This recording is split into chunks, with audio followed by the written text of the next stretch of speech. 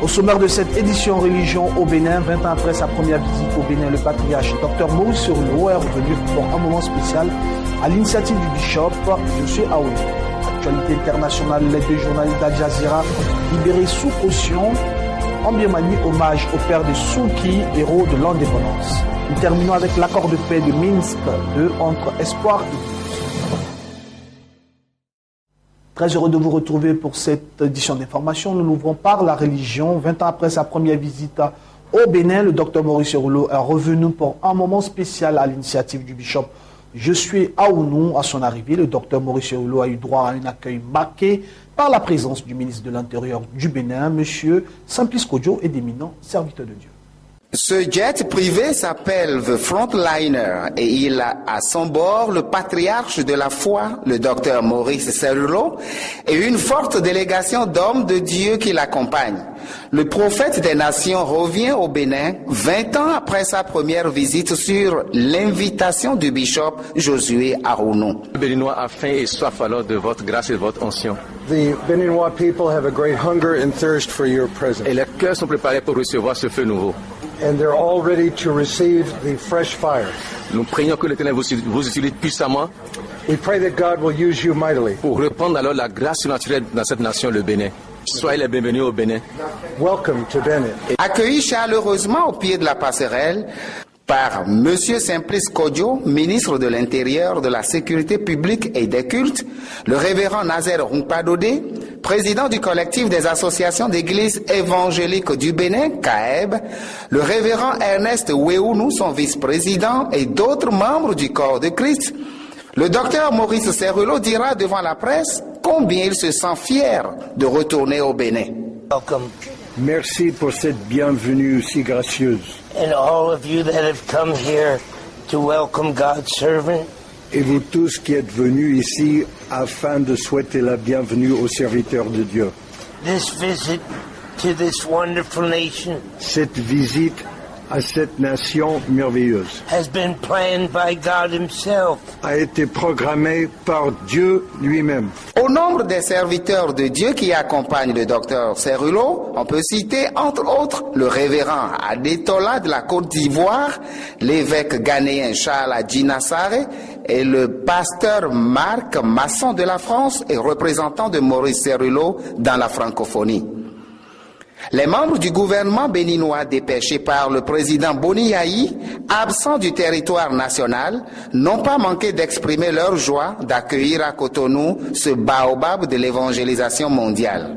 Très heureux de le recevoir et nous savons que son arrivée dans cette nation apportera encore plus à nous, à nos peuples, à la population béninoise. Le chef de l'État est très heureux de nous envoyer parce qu'il a appris que cet homme est avec nous et il va faire au moins 24 heures et des bénédictions jailliront sur la nation béninoise. Il est béni par son arrivée et le peuple également sera béni. Vous savez, c'est une bonne coïncidence parce qu'au moment où notre pays s'apprête à affronter les joutes électorales et avec tous les bruits autour de nous, je crois que c'est un signe fort que Dieu vient de nous envoyer, en nous envoyant cet homme de Dieu pour que la paix continue d'habiter notre nation et que notre pays soit vraiment un havre de paix pour les autres continents. Le docteur Maurice Cerullo, qui vient du Togo, va séjourner au Bénin dans le cadre d'une tournée missionnaire qui le conduira dans 7 nations africaines. Nous suivons à présent les impressions des hommes de Dieu qui étaient témoins de l'arrivée du docteur Maurice Cerullo. Je suis à Cotonou, cela fait 2 jours. Et je participe à ce programme d'envergure qui est coordonné par Bishop Aoun. Mes sentiments sont des sentiments de joie, de grande joie parce que c'est vraiment le corps de Christ qui gagne. Et je suis là au nom du pasteur Samuel Manté et de son épouse. Effectivement, ça fait 20 ans qu'il a foulé le sol béninois et nous croyons que c'est la volonté de Dieu puisque sa présence au Bénin, comme lui-même l'a dit, a été planifiée par Dieu. Donc nous croyons qu'il vient encore sur le sol béninois nous apporter la grâce que le Seigneur lui a donnée pour impacter les ministères et impacter la nation. Dans cette nation, c'est pour déverser certaines grâces sur les hommes de Dieu, afin que les ministères quittent la bassesse et la poussière, et que nos ministères soient fortifiés, énergisés, assistés par cette onction. D'abord, je suis vraiment dans la joie de retrouver vraiment ce Père dans la foi, qui a été vraiment un instrument de Dieu pour la transformation de ma vie, de mon ministère. J'ai été impacté par ce ministère il y a de cela plus de 25 ans, où j'ai fait l'école de ministère de Maurice Rulo. Et cette fois-ci, Dieu nous fait la grâce qu'il revienne encore dans cette nation, le Bénin. J'ai tellement parlé de lui dans cette nation, mais aujourd'hui, le peuple béninois aura l'opportunité de le rencontrer, de le voir. Béninois pastors, I want to say that this is our season, this is our time. It is time for us to take the gospel of the kingdom, go to the villages, go to the towns, go everywhere. Before terrorists will put guns in the hands of those people, let's put Bibles in their hands so that our nation will be protected. I have a very important word directly from God for the people of Benin. J'ai une parole très importante venant du ciel du Père pour le peuple du Bénin. And in just a little short word, et c'est juste un petit mot. I must tell them. Je dois le leur dire. That the God we serve. Que le Père, le Dieu que nous servons, is relevant at the point of their needs. Il est arrivé au point où il faut qu'il y ait l'unité. Whatever need they have. Tout ce dont ils ont besoin. Our God. Je vais le faire. Meets that need. Je vais rencontrer leurs besoins. And so our expectancy is very high. Et j'espère alors de très grandes choses. Of what God is going to do. De ce que Dieu va faire. Au Togo à présent, le ministère de l'Évangile, la Nouvelle Alliance du Togo a vécu un moment particulier à travers un culte spécial. Une occasion bien saisie par le pasteur Eugène Doublé pour instruire le peuple sur les épreuves qui propulsent à la gloire.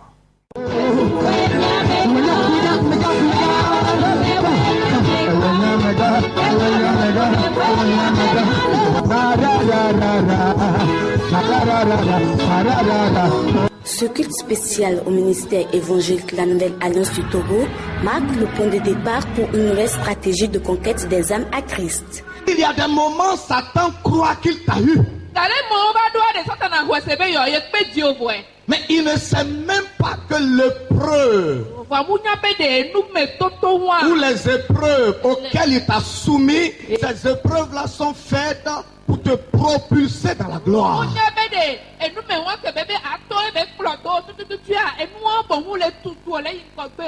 Écoutez-moi bien. Ne fuyez pas les défis. Mais c'est les défis qui vont vous élever. Au cours de cette année 2015, le ministère a pour objectif principal de sauver et d'amener plus d'âmes à l'Éternel. Dans cet élan, l'apôtre Doublé Eugène a choisi d'associer cette vision à celle de la chaîne des bénédictions Béni TV Togo. Le thème de notre ministère pour cette année, c'est l'année de la conquête. Et comme vous le savez, on ne peut pas conquérir sans la communication. Et il faut qu'il y ait communication pour que dans les autres nations, on puisse aller et conquérir aussi les autres nations. Et même aussi les autres villes du Togo, il faut qu'il y ait la communication qui soit un support réel. Le nom Béni TV, c'est une bénédiction. Alors c'est une chaîne à soutenir. Nous bénissons Béni TV et nous croyons que Béni TV va continuer de faire pour tous les chrétiens du monde entier et surtout pour les ministères. Les fidèles du ministère évangélique La Nouvelle Alliance sont heureux de la présence de la chaîne des bénédictions au Togo et du partenariat naissant entre Béni TV Togo et le dit ministère. Nous pouvons dire merci à Dieu parce qu'il a permis, nous a accordé cette grâce de recevoir Béni TV qui va nous permettre désormais de se connaître dans le monde entier partout et je remercie le Seigneur pour cette grâce. Vraiment les mots me manquent. Et vraiment, je vous félicite. Parce que pour la première fois dans ma vie, ma voix s'en va jusqu'au bout du monde. Je suis très content. Béni TV vraiment va beaucoup nous aider dans c'est surtout dans l'évangélisation et vraiment faire connaître les produits aussi aux gens d'extérieur. Donc vraiment, je suis contente et merci beaucoup pour Béni TV aussi. Comme le dit la Bible dans le livre d'Ecclésiaste 4, verset 12, la corde à 3 fils ne se rompt pas facilement. Alors, Dieu puisse bénir ce partenariat naissant. Le programme de prière dénommé Tempête de prière qui se tient tous les mardis à l'église évangélique La Bénédiction sous la houlette du révérend pasteur Samuel Monté, leader des églises évangéliques La Bénédiction. Revivons ensemble ces moments de prière. Le diable et ses œuvres sur la vie des enfants du Seigneur. C'est en substance le point focal de Tempête de prière, grand programme de combat spirituel organisé par l'église évangélique La Bénédiction de Côte d'Ivoire.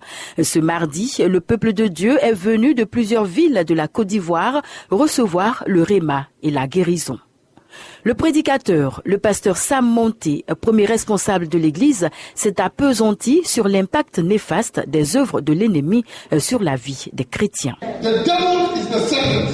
Le diable, c'est le serpent. He's the old dragon. Il est le serpent ancien, le dragon. Hallelujah.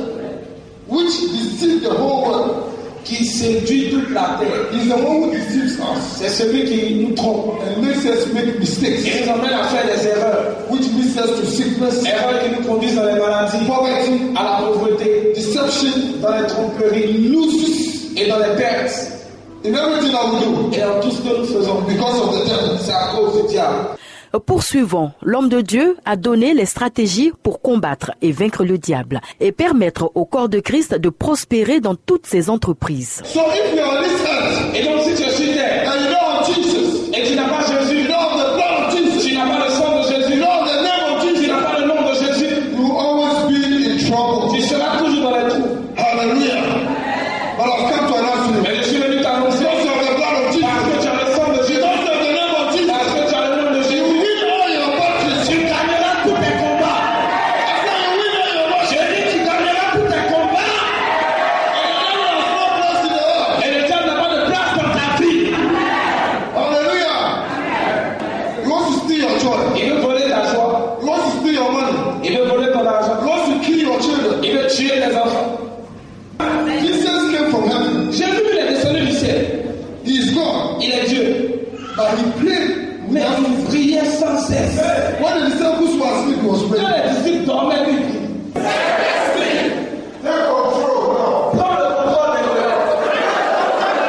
Guérison, délivrance, miracles ont été opérés par le Seigneur. Le diable a été lié, détruit, vaincu. Le feu du Saint-Esprit est descendu et restauré ses enfants. Des manifestations poignantes qui dénotent de la puissance du Seigneur, lui, le Dieu des armées.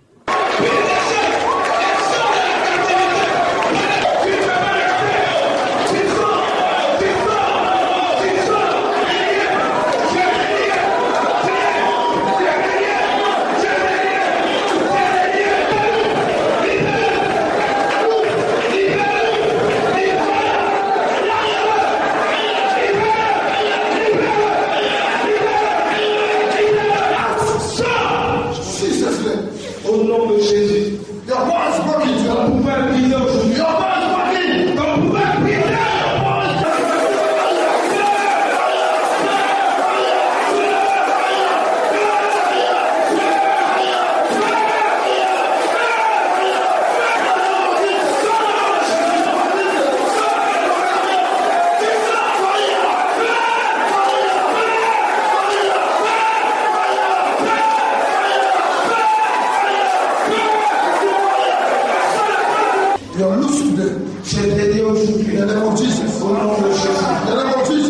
Soulignons que les participants sont venus de toutes les villes et banlieues de la capitale ivoirienne.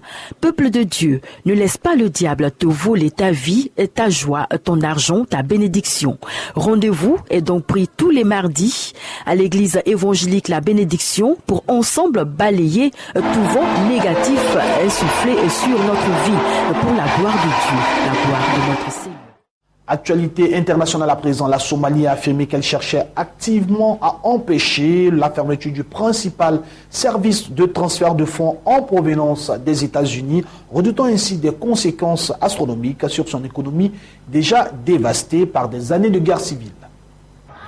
Plusieurs décennies de guerre, c'est tout ce qu'a connu Safio Hassan, qui a grandi en Somalie. Avec son mari sans emploi, cette mère de 6 enfants, tous inscrits à l'école, n'a jamais fait appel à l'aide humanitaire. Elle vit grâce à l'argent envoyé depuis l'étranger par son beau-frère, exilé depuis 20 ans aux États-Unis. Mais le principal service de transfert d'argent utilisé dans le pays a récemment bloqué ses activités vers la Somalie, coupant brusquement les revenus de nombreuses personnes dans la même situation que Safio. Nous avions l'habitude de recevoir de l'argent tous les mois depuis les États-Unis pour payer les frais de scolarité des enfants et acheter de la nourriture. Mais maintenant, nous ne touchons plus d'argent et donc nous demandons au gouvernement américain et somalien de coopérer afin de lever ce blocage. Selon l'ONG ADESO, la banque américaine Merchants of California gère près de 80% des quelques 200 millions de dollars envoyés chaque année en Somalie depuis les États-Unis. Dans un pays privé de système bancaire digne de ce nom, le transfert d'argent est l'un des seuls moyens légaux dont dispose la diaspora somalienne pour envoyer de l'argent. Le gouvernement du pays, qui redoute une catastrophe économique, a demandé aux États-Unis de revoir leur copie. La fermeture des paiements somaliens nous a choqués et cela a provoqué des difficultés parce que les Somaliens à l'intérieur du pays dépendent de leurs proches à l'étranger. Certaines familles ont été gravement touchées par cette action et ne peuvent plus acheter de la nourriture et des vêtements. Le gouvernement américain a pris cette décision pour lutter contre le financement d'organisations terroristes. De nombreuses banques internationales ont dû durcir leurs règles de fonctionnement. Mais les organisations humanitaires craignent que cela mette en péril le quotidien de nombreux Somaliens, dans un pays durement touché par la sécheresse. Fin janvier, les Nations Unies estimaient que près de 38 000 enfants risquaient de mourir de faim. Nous parlons de nourriture, nous parlons d'abri, d'éducation, des choses très basiques. Si tout cet argent disparaît, ce sont des gens qui ne dépendent pas de l'aide humanitaire. Donc désormais, ils vont devoir demander de l'aide et nous ne pourrons pas aider tout le monde. Nous n'avons pas pu aider les 260 000 personnes qui sont mortes au cours de la dernière famine. C'est une catastrophe. Depuis plusieurs années, la Somalie essaye de se reconstruire. L'assèchement des flux d'argent venus de l'étranger pourrait finir par asphyxier l'économie déjà très fragile du pays. En Égypte à présent, concernant la libération des 2 journalistes d'Al Jazeera après plus de 411 jours de détention pour leur soutien présumé à l'opposition islamiste, Mohamed Fani et Baher Mohamed ont été libérés le jeudi dernier sur ordre du juge dans l'attente de la prochaine audition. La justice égyptienne a remis en liberté ce jeudi 2 journalistes de la chaîne de télévision Al Jazeera après plus d'1 an de détention. L'un des 2, Mohamed Fahmy, de nationalité canadienne, a été libéré en échange d'une caution équivalente à 30 000 € environ. L'autre journaliste, Baher Mohamed, de nationalité égyptienne, n'a pas eu à payer de caution. Mais dans les 2 cas, les 2 hommes n'en ont pas fini avec la justice. Un nouveau procès est prévu le 23 février. Ces journalistes, accompagnés d'un 3e, l'Australien Peter Grest, qui a été récemment expulsé, sont accusés d'avoir falsifié des informations dans le but d'aider une organisation terroriste, allusion aux frères musulmans. Arrêtés fin 2013, ils ont été condamnés à des peines de 7 à 10 ans de prison. Cette affaire a suscité un tollé international. Parlons à présent de la Birmanie. L'opposante birmane Aung San Suu Kyi a rendu hommage devant des milliers de personnes jour de fête nationale à son père, héros de l'indépendance, qui aurait eu 100 ans en cette année électorale cruciale de l'ex-État paria.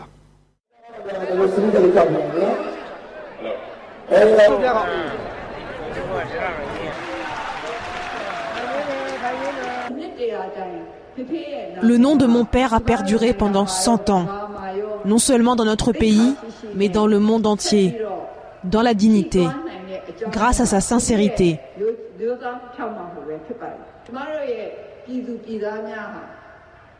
Si nous voulons honorer l'héritage de mon père, nous devons bâtir une véritable nation démocratique.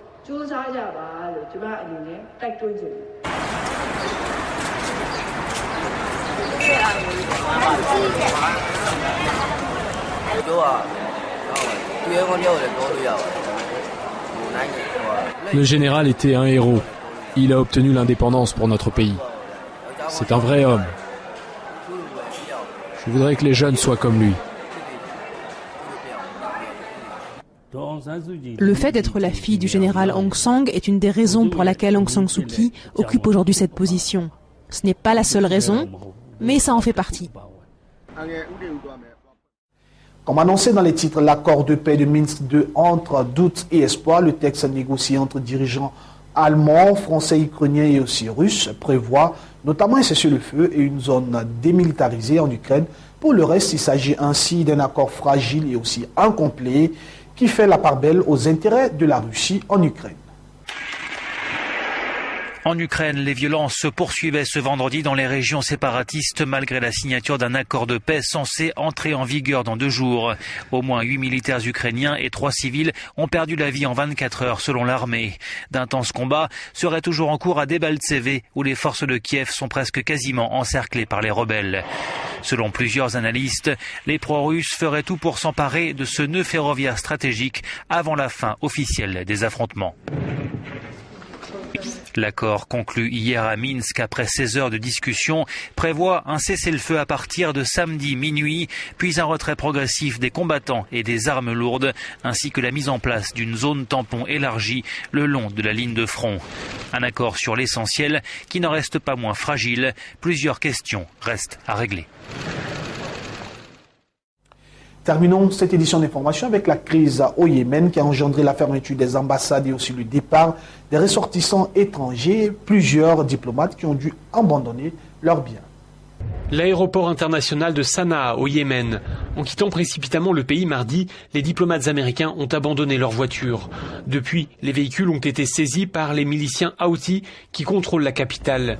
Ces activistes chiites assurent avoir agi ainsi pour éviter que les voitures ne soient pillées et ils promettent de restituer les véhicules.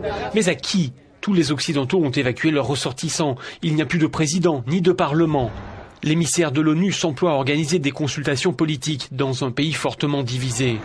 La milice chiite des Houthis tient une partie du territoire, tandis que les combattants sunnites d'Al-Qaïda dans la péninsule arabique contrôlent d'autres zones.